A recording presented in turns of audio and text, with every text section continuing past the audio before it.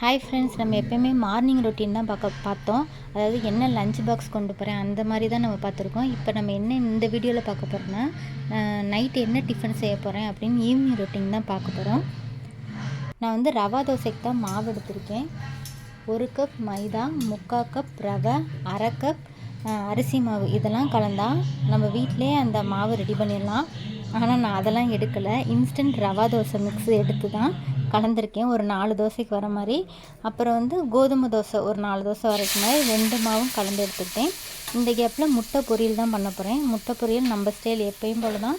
வெங்காயம், பச்சை மிளகா, முட்டை, சோம்புத்தூள், சீரகத்தூள், மிளகுத்தூள், தேவையான அளவு உப்பு, காரத்துக்கு பச்சை மிளகா, மிளகுத்தூள், சீரகத்தூள் தான்.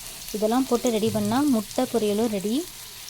இன்றைக்கி வந்து மாவு இல்லை, அதனால தான் இந்த ரவா தோசையும் இந்த கோதுமை தோசையும் ரெண்டையும் கலந்து சாப்பிட்டோம்னா ஒரு 3 தோசை வேலை முடிஞ்சிடும்.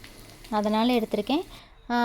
பருப்பு இருந்துச்சு, காலையில் வச்ச பருப்பு குழம்பு இருந்துச்சு, அதை வச்சே முடிச்சாச்சு. இதுக்கு தேங்காய் சட்னி வச்சு சாப்பிட்டோம்னா செம்ம டேஸ்ட்டாக இருக்கும். தேங்காய் சட்னியும் சாம்பாரும்.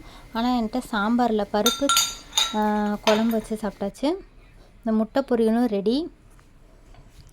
ரவா தோசை மிக்ஸை வந்து நம்ம வந்து தண்ணி மாதிரி கலந்துக்கணும். ரொம்ப கெட்டியாக இது பண்ணோம்னா அந்த ரவா தோசை வராது.